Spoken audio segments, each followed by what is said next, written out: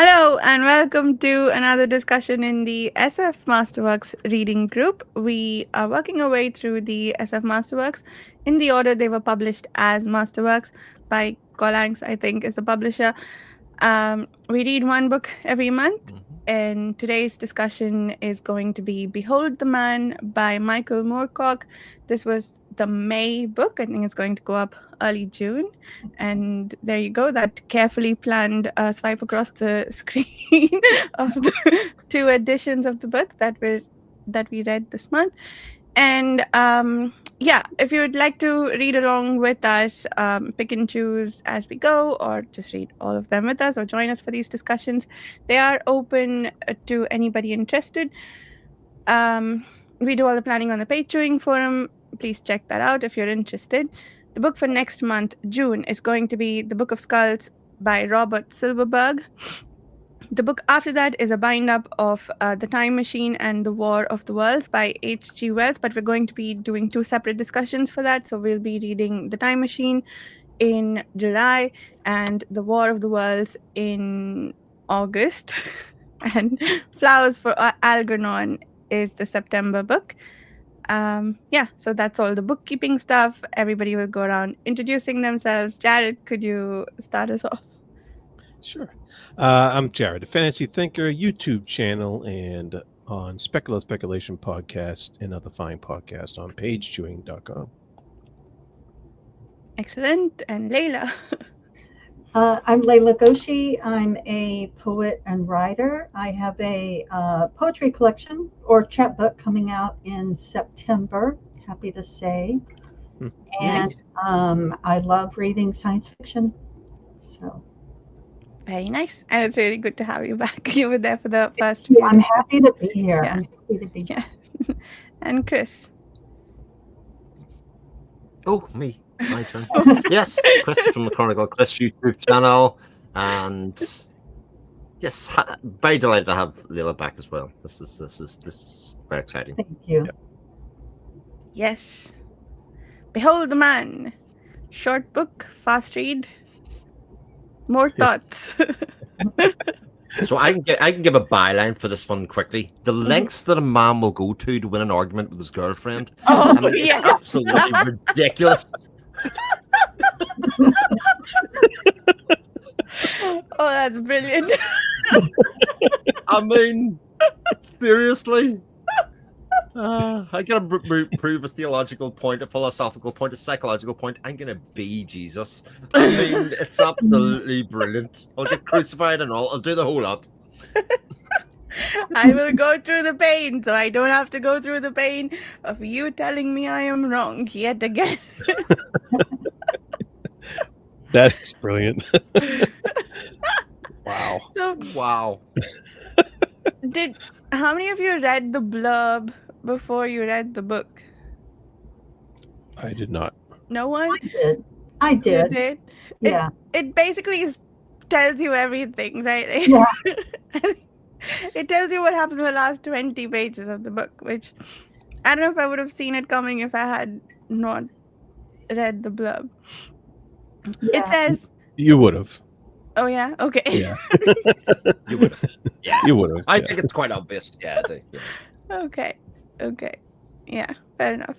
I could still see how the end could be surprising to some, just exactly how it would work out, because you could also consider that there would be a different spin where it's like he did end up changing history, by time traveling. So I think there was enough doubt, but I ended up reading the blurb because I first found the shorter version that's in an anthology, and then I reached out to Varsha to make sure. But so I did a little extra investigating, and then learned what it was all about. So Nice. Yeah. Did you read the shorter version 1st, or? Yes. I did not. Now I'm wishing I had. Just just to compare. Maybe I'll go back and do that. Yeah, I'd be curious what was cut. I'm wondering if maybe his backstory was cut from the short story, just the part with the time travel? And how would that I read? sort of feel like you can cut most of the last 20 pages out, because I found the last 20 pages a bit of a roll up of the Christian story of Jesus. Like, that was pretty much exactly what happened for the last 20 pages or so, making that. It's sort of the book for me anticlimactic, because, as Jared said, even without reading the blurb, it's very clear where this is going after about 30 or 40 pages. I think you kind of see the dots being joined up ahead of you. I think I was reading it thinking to myself, I sort of hope it doesn't go there, because then I know exactly how it's going to play out. You know, it's sort of there. But I mean, there were still some surprises on the way when he does go and meet Joseph, Mary, and Jesus. I mean, that was a choice. That was a real choice about how he handled that encounter. Like, I felt, that scene, I felt like there was some horror in this. This was like light horror and dark humor at the same time, interesting. because half the time I'm thinking he has himself trapped in this timeline, and it's like he's having this nightmare where his assumptions are continually being challenged or negated, falsified.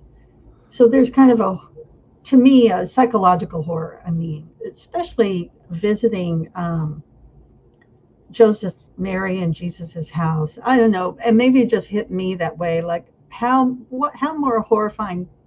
It probably could get a lot more horrifying, but to me, that was, I would say, psychologically horrifying if you had these assumptions all these years, centuries, as to what a story was. So, Interesting. yeah, but then dark humor, I found the ending funny. I don't know if anybody else. Crucifixion's always hilarious. You're thinking of Life of Brian as well. I mean, and another humorous end, to that, Yeah, it ends in a song and whatever else. It's dark horror kind of aspects to it, because I had it a bit more as a farce in some ways, especially by the time it got to that stage of like almost playing with the shock value. And this book does have a couple of moments where it's really shocking in places. Like, the use of sex and stuff in it is really strange within the book. It's sort of inconsistent, I yeah. think, with a lot of the rest of it in places, and it's like, it makes you sit up and go, what has just happened? Did I read that right? I don't really want to read that sentence again, but I'm going to make sure I didn't miss it. Wow, that's interesting. Yeah. It's funny because it's of course it's a sci-fi classic, but I didn't think it was any sci-fi at all. I thought it was more fantasy than anything else. The fantasy of, because they, the only sci-fi thing is the time travel, and they don't explain the time travel. They don't explain how it works. They don't explain anything about it.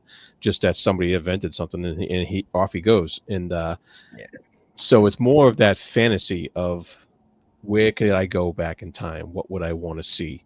What would I want to witness? What would I want to prove out or even change? Yeah. And everybody's had those fantasies. Everybody's had wondered about that. If I could go back in time, where would I go? What would I see? It's like one of the questions that pops up on the 10 questions on page chewing.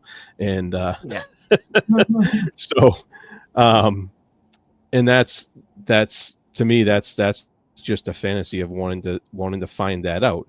Then you tie into the story all of this. He's had some psychological trauma. He's been abused as a kid.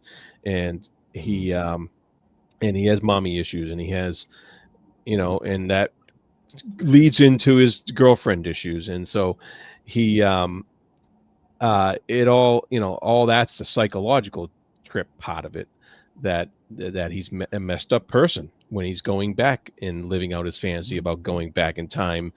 And it helps to lead to the psychological trauma of him just being in that kind of psychological haze that makes him fit into the role that he's actually trying to discover.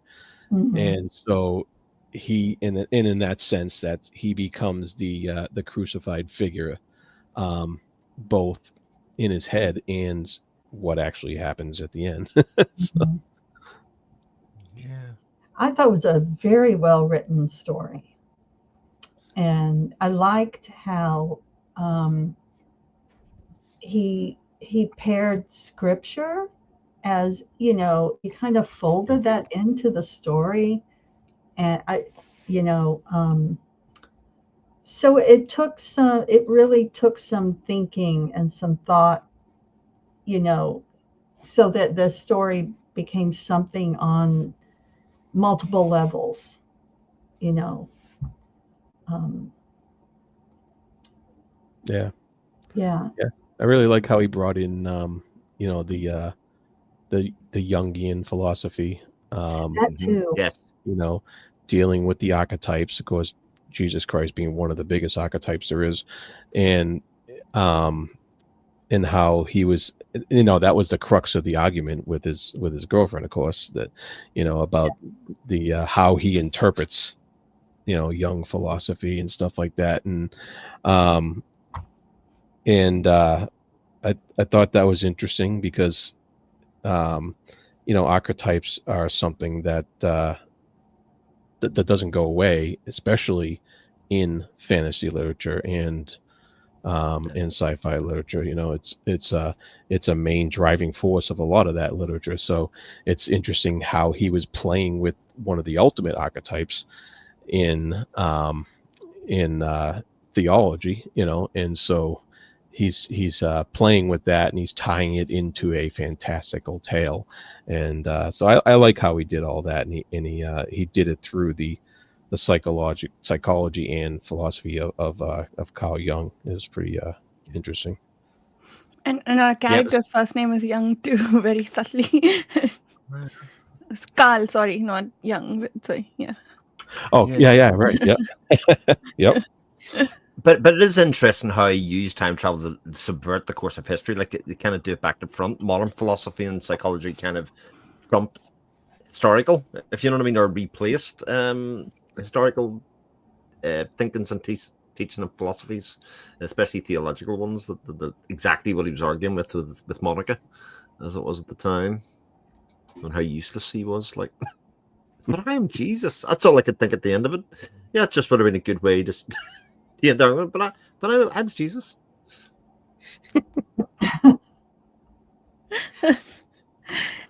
I like the reframing of it as history and like in terms of history and politics. And it was interesting. I was trying to think of an equivalent Indian mythology that this kind of story might work. Um, I don't have an answer yet. I'll keep looking. Mhm. But I think it's really driven by prophecy and what will happen next. And I guess also knowing how this was interpreted 2000 years later, that I think made for a really nice environment for him to fulfill the prophecy and not seem out of place, and also like provide prophecies of his own, um, go around predicting things because he already knows the history, which um, yeah, I guess that part of it with the time travel, the chicken and egg problem with time travel always, right? Like the causality issues that crop up. If this happened, so you know about it, you come back here, you know about it, so you make this happen. And yeah, those kinds of issues that crop up with time travel, I think was, I wouldn't say explored, but the staple of time travel stories that was there, and it was comforting in amongst everything else. Yeah. Another thing I It's a, thought. Oh, go ahead. go ahead, Lelena, please. No, another thing I thought was interesting was when so he runs away from John the Baptist, and then later someone from that group comes and tells him, "Oh, John needs you," and even though John saved him, he's like, "Nope, can't help him," Um, and leaving him to his fate. I don't know, I didn't know how to think about that. Um, I mean, would he have changed, would have made a difference, would have changed history anyway if he had saved him and then gone on into the city. Um, yeah, so I thought that was interesting just how he played around with that situation. And then the other, the impression I got, and maybe I was looking for symbols, but Monica symbolic of Mary Magdalene, like the I supposedly, um, I yeah, thought about that as well. To be honest, I was looking for it in some ways, Leila, because I was looking again for the archetypes in modern day Carl's life versus Jesus as well. yeah, It did kind of thing, but Mary Magdalene, as far as I remember, was a lot more devoted to Jesus in this case. They have their relationship's very strange for sure. Like it doesn't seem to be anything much more than a physical relationship, and this kind of almost mental sparring that they do with each other. They're on maybe an intellectual level, but neither of them likes the other person's viewpoints particularly much or respects them, even to the point that they are both quite dismissive. We get the first person thoughts of our character Carl and the second hand thoughts of Monica, but they basically seem the same people insofar as they don't want to give in either side. There's no give in the argument, so it's like argument for argument's sake rather than actually a challenging intellectual argument, because yeah, that's just for us, not for each other. yeah. Mm. Interesting. I find it interesting. You mentioned him running away from John the Baptist, but that perfectly echoes him running away from the church when he was 15. When Uh-huh. he was getting hit on by the priest there, and Oh, so great. he has a history of that. He has a history of running away from religious figures, and it's just after being somewhat involved with them, Yeah. and because he did participate in the baptism, John the Mm-hmm. Baptist, and fulfilling the role that people knew from the stories, and so it was just it was interesting how that echoed, you know, through his own life and the ages he had that, and then he runs away from John the Baptist and he goes off and because he's looking for Nazareth and he's looking for other answers that because I don't think like is often true in any history the reality didn't live up to what he thought it was, and Mhm. and that's often true with tons of history. The reality just is never going to live up to what people believe happens, and so Yeah. I think that was a very one of the strengths of the book was that things just don't live up to what people think they are. I think, and that I really like that aspect of it because he, just the way that he even says that like on the towards the end here, uh, I he says I will give them cause just like Jesus said, um, and he just says to himself, there was no other way to organize this. The chroniclers would rearrange it. Like Yeah. he already knows that whoever's recording this stuff eventually is going not to record it the way it actually happened. And I think that's kind of the point that Moorcock's making throughout the whole book here. Mythologize. It's like it's it's sort of a parable for I think what would happen if time travel was possible and you took somebody from modern society and dropped them into any period in ancient history, especially with foreknowledge of the events that are there, even without knowledge of the prime directive, which this book did not have. Mhm. Going using your Star Trek relative, I don't think you'd have any choice other than to see the fact that you could play out the legend in your own right. I sort of felt that there was an inevitability about it in some ways because of who he was and kind of what happened. And the irony then, of course, is that he was not a religious man, really. In fact, the church did everything they could to get him to turn away from religion. The archetype of religion and what it morphed into was used for evil on him, and yet he sort of became the symbol for that very religion in a lot of ways by putting himself in that and choosing that in some ways. And I think that's a really interesting philosophical kind of discussion in that, insofar as, you know, being the figurehead. And he didn't do it for glory. It wasn't like for fame or for ego that he really did it. He did it just because he felt like he had to carry out a prophecy in some ways, which is again very fantasy trope, you know, in a lot of sense of being literally the chosen one the whole way through, and him being the reluctant person in that story. Absolutely.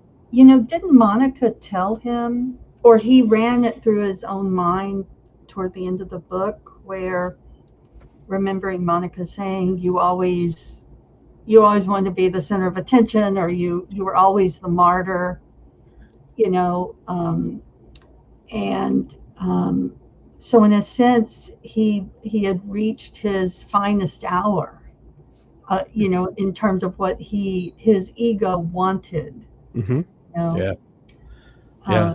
There's a there's great line, Yeah. in here to go along with that, and it's were the great individualists the products of their friends who wanted a great individualist as a friend? And I was just like, oh, that's great. And also on top of that, then the idea that it was better to live a life with meaning rather than live a long life, you know, in that kind of sense, that he sort of didn't fear the crucifixion at all or anything like that. It was very much, it was his fate, and it was just what was going to happen. And I especially liked how they reframed a lot of the Jesus's kind of what's the word?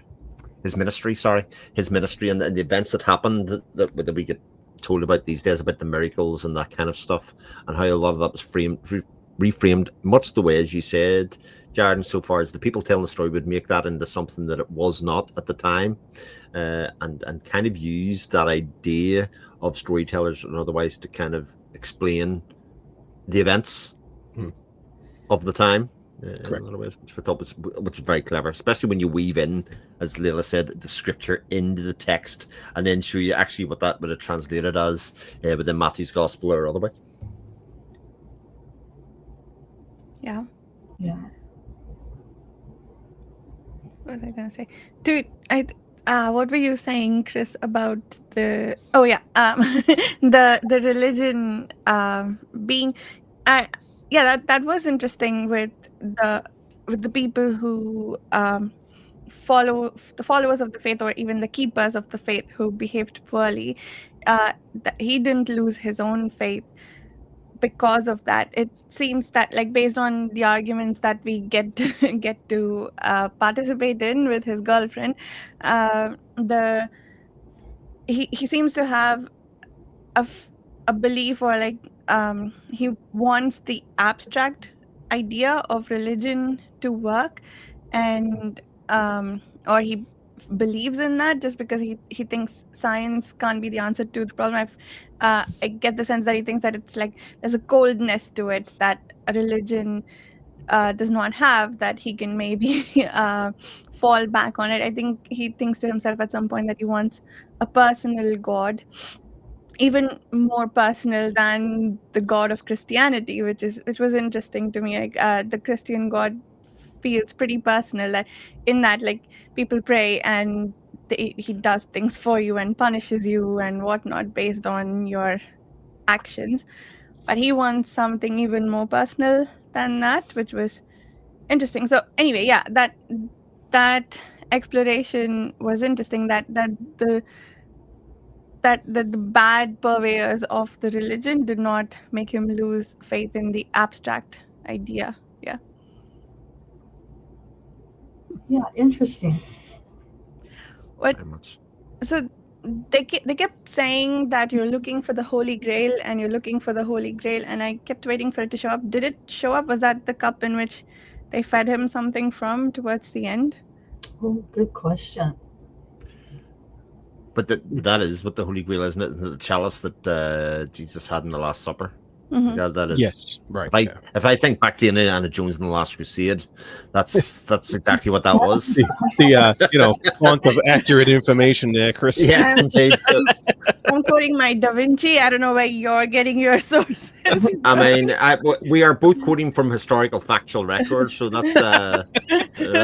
Sorry. Oh man. Wait, what? Dan Brown. Why did I call him Da Vinci? Like it was the Da Vinci Code. That's yes. That's weakened your argument somewhat, Farsha, to go from Da Vinci to Dan Brown. That's what I meant all along. So it's only weekend in your head. I mean, it really is going some. It's really going some to make my argument stand up further by just using Dan Brown. Maybe. Yeah, but also Holy Grail can also just be a symbol for trying to attain something that is mostly unattainable, and so Right. that's a you're always looking for that Holy Grail. Mankind's looking for that Holy Grail when they're seeking the stars and stuff like that. It's a constant striving and searching for something that's quite unreachable, and that's what our protagonist Carl is looking for as well. So it's very interesting. Yeah. I found it interesting. It just made me think that, it was Carl who had such a depth of, such an absence of what he was really seeking, whereas like John the Baptist and the rabbis that helped him, others who helped sustain him, they had a belief. They were waiting for him, but really they had a sincerity all along. That's how I was taking it, because they were sustaining him and they were feeding him. That's right. Yeah. Where they, but then the miracles, they seemed to think he was the miracle worker when it was really, in a sense, the reverse, because they were saving his life. It's true. The more you think about it, just there's so many different threads you can pull out of this story, meaningful threads.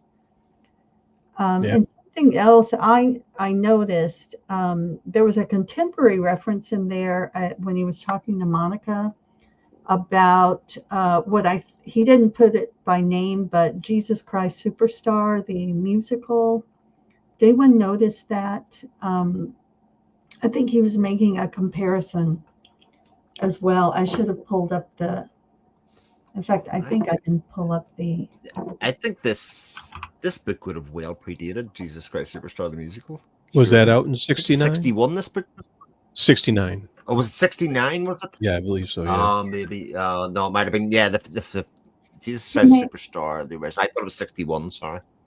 Well, he premiere of, I think 71, I believe.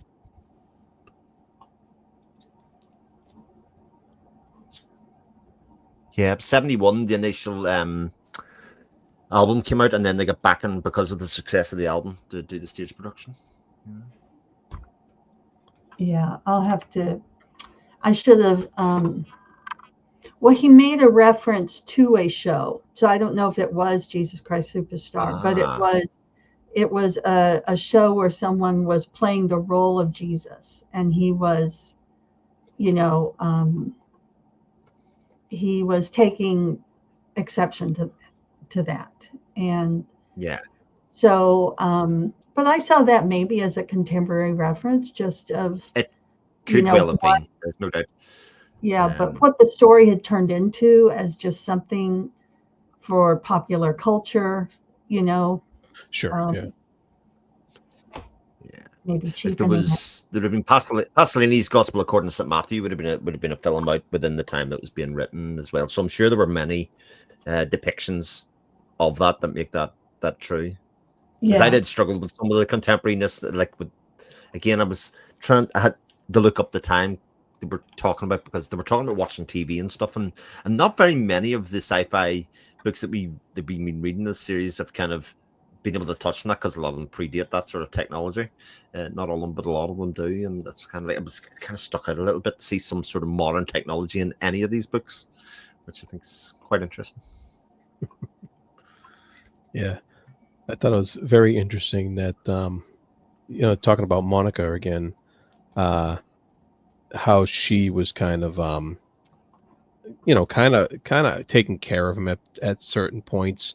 He gets drunk, she kind of drags him all around and holds him up and kind of helps him recover.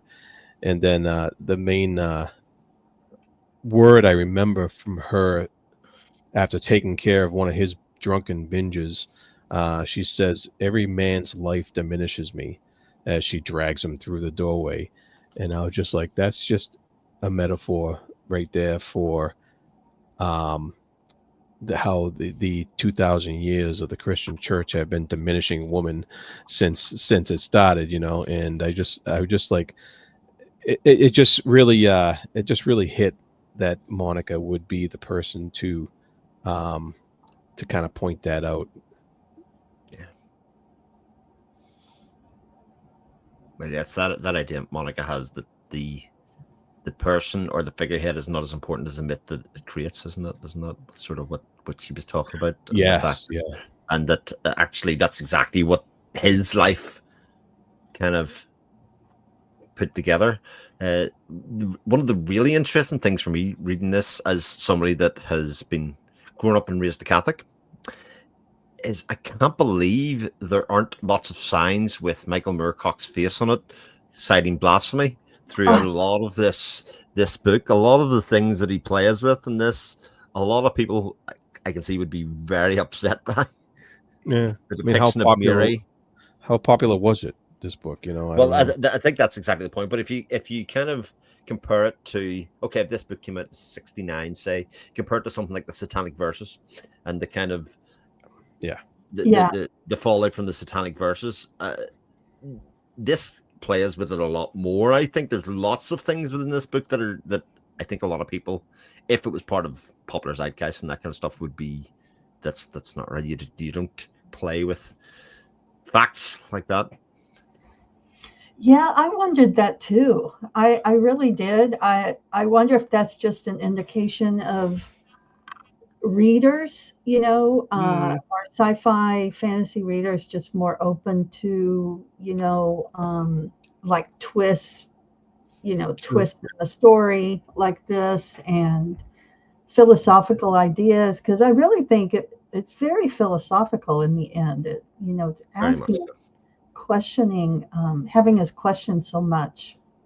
Mhm. Um, Yeah. and oh yeah, sorry. I did find that section. I think it's on page 125, 124 and 25, um, where it's about a pop group. Um, yeah, you know, Interesting. was it? Um, the program was a religious one about a pop opera in a Hampstead church. The opera told the Oh, story of the crucifixion. Pop groups in the pulpit, she said, what a come down. And I thought about that too, because really, I know how it is elsewhere, but Texas began, I don't know if this was going on at this time, but Texas now has a lot of those like very large churches that like put on these big shows. Yeah. That may have started in the 70s or 80s. yeah. I don't know. I just made that connection to what he was saying in terms of it becoming more than just faith. It's merging into popular culture and being used by popular culture maybe for certain Sure. things. What led right into the TV Yeah, the TV event. evangelists and stuff like that. Yeah. Yeah. Yeah. Yeah. So he's noticing a lot of things Yeah. there, a lot of things I, going I on. Yeah. I think there's a lot of factors that um, because I don't think, like you said, I think the sci-fi, being it labeled sci-fi, may have mitigated any fallout that would have happened to Moorcock, if there was going to be any towards this book. And by the time Satanic Verses came out, there was actually quite the increase in fundamentalist attitudes than there were in the 60s. Yeah. The 80s really brought out that that zeitgeist, I guess you could say, of a strong fundamental values, and something that would lead to the kind of backlash that Satanic Verses ended up getting.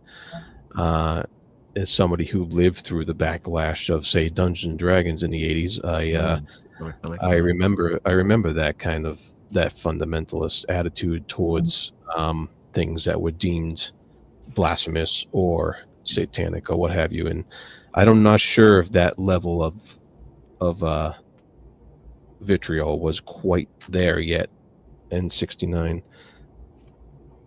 Yeah, that's a great point because I think the Satanic Verses also got caught up in a political battle. I mean, there are already political, what I want to say, contestations between Iran and the West. So that became like a flashpoint for that.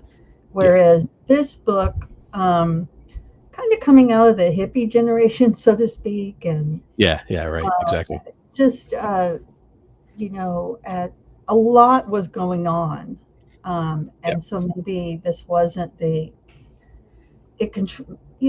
was a contribution to the culture, but there was a lot of other things catching people's attention as well. So it was probably considered a contribution to the counterculture and the the cultural revolution of the late 60s that was going on. Yeah. Yeah, there's some guy who's suggesting that he meditate to find peace or something, right? In this, and yeah, that made me wonder. The 60s makes sense for that to be in there. Yeah. I was gonna ask. I didn't know that the title "Behold the Man" was a significant phrase from the Bible until something I was searching for on my Kindle showed this up, and it was a book about Jesus, and I was like, wait, does that phrase mean more than just, like, is that more than just the title of the book? But yeah, it was interesting when I found out. Yeah. There's I didn't know that either. There's a Latin phrase that comes from. I used to take Latin. Esse homo translates to "behold the man" in Latin. It's a phrase traditionally attributed to Pontius Pilate when he presents Jesus to the crowd just before his crucifixion in the Gospel of John. So, right. it's a famous Latin phrase. Makes perfect sense. Yep. Yeah, but that's pretty provocative as well because someone looking for a book about that term Right. may end up reading this book. They probably wouldn't get too far in it before they figured out they were reading the wrong book, but or those who I yeah, that's the other thing. Like, if it's in bookshops and people who know their Bible would maybe take that book to be something other than it is, or that's an interesting conversation about how this book was received. I'd like to know more about that because it does have a very provocative setup. I think now it would be easier to confuse it because I almost did as I'm searching the internet to find a copy, and I ended up going on archive.org, and there's they have the book up on archive.org, but they have some of the others as well, and So I think it's almost easier today to pull up the wrong title, whereas, back in the olden days where we had to actually go to the bookstore, Yeah. um, if you're in the sci-fi section, you could probably expect you were getting some kind of sci-fi book. Mm. But it's still a provocative title. Hmm. Yeah. Yeah. Definitely. Any other topics about the book Cool. before we wrap up? Yeah, I mean, I thought Um, you could talk about the length of it. I guess it's very short. It's Mhm. uh, we mentioned that it was either a short novella. I don't know if that was it originally, and then he lengthened it, or if if it gets shortened down for a collection or not. But mhm. No, I think the short story came first, did if it I come first? remember correctly. It, Okay, so he lengthened it. Maybe that was a published decision that he did that for, but it's still so short anyway that um, I don't think anybody would have any trouble just flying through this real fast because I found it enjoyable in that aspect, and that I could read it in like 2 sittings, like Chris said, and Mhm. and just and I thought it was yeah, it was easy, enjoyable to fly through. It's easy to read. It wasn't there was no convoluted type of wording or anything like that. It was just it was quite enjoyable actually. It's interesting to me actually because I did read it in 2 sittings, so I did 50 pages and then just couldn't stop at a certain point. I think possibly because I could see where it was going and I sort of needed justification about that. But my retention of the book compared to a lot of the other reads where I do like 30, 40 pages at a time and stop, like a lot of the very early parts of the book and who he is as a person, I have not retained anywhere near as well as I would have say in a lot of the other discussions we have. So I think it's probably taught me a little bit about how best to approach reading these books in some ways to really get the meaning of the character and the person, because a lot of my takeaways are from the end of the book when it kind of links more to the past rather than the stuff in the present when he was sort of exploring who he was and it's the very veiled nature of his existence at that stage, because Mm. he's sort of eschewed an awful lot of people and the love that even they were giving him in terms of like he didn't see that in himself, which I suppose is quite true of an awful lot of men in a lot of ways. People ascribe qualities to them that they don't see it themselves in a younger age. Mhm. Yeah, yeah, and of course, there's no plausible or logical explanation for him to be making the contact and the having suddenly the know-how to run a time machine and go back in time. Like, how did all that happen? Like, he just knew some guy, and then they hit it off, and then he said, "Hey, can I borrow your time machine?" And he's gone, and so that part of it, the story, if you're looking for that, if you're looking for sci-fi, that's Yeah, shaky. You don't want to dig too deep into that aspect of it. absolutely. Yeah. I do just want to bring up his last words, which was, "It's a lie. It's all a lie." I think, and again, just pointing out, um, the story he thought was true was a lie, but at the same time, he did launch, like, I mean, that whether he needed to be there or not, I'm still not sure. But um, that time period launched like 1,000, 1,000 new things, more than 1,000. I mean, it was a turning point for everything.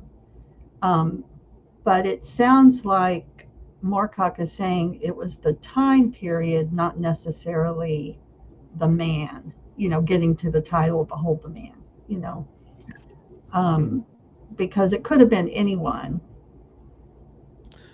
or Could have could, been, could have been, but yeah. it did require, like Monica said, it did require somebody with a martyrdom complex, like martyrdom conceit, and so it wasn't, somebody who's didn't have that built into them psychologically, because like he went to a lot of psychology in the book. Somebody who didn't have that built into them wouldn't have fit into the role that he did in order to Yeah. make that particular history happen. And so it could have been anybody with those traits, but it had to be somebody with those traits. Yeah. Yeah. It's just so interesting. His martyrdom was such that it crossed time and space, to Yeah. become, what he became. Yeah. Yeah. I do wonder though if it, yeah, Brilliant. because of, sorry, what? No. Um, if Google. sorry, I thought someone said something, but because of everything else that was going on, it probably could have been anybody else, because John Baptist, he allowed him to die to a certain extent, right? So, and Baptist was looking for someone to be, uh what was it he was looking for? A savior of sorts, right? Someone who would baptize him and be the one who God sent to free them or bring them. I don't remember what was his goal, but he was looking for a guy, and there were apparently many people going around claiming to be prophets. So somebody That's would right. have made the match, and maybe, and John did want to sort of storm the gates of the Roman Empire, so that probably would have happened, and maybe didn't need to be him, um, which is, I think that is maybe slightly more interesting for me than he made it happen. If he hadn't been there, it wouldn't have, because that goes back to the man and like the psychology of him. He felt like he needed to do this um and bring this about, but it could have been someone else, like not Jesus, but somebody else, because they did make him the son of that guy Joseph, Yeah. even when he wasn't. But There's kind of a dimensional aspect to it where the right person for the job was born in the wrong time. hmm, um, but fate has a way of fixing things like that. Um, so it with the just, time machine. just yeah, Yeah, nice. Um, So beware, any of you, beware. if your Right? if your friend suddenly has a time machine in his living room, you don't want to go there. yeah, don't go there just because you had an angry confrontation with your girlfriend. Maybe Yeah. think about it a little bit. All Exactly. right. Funny.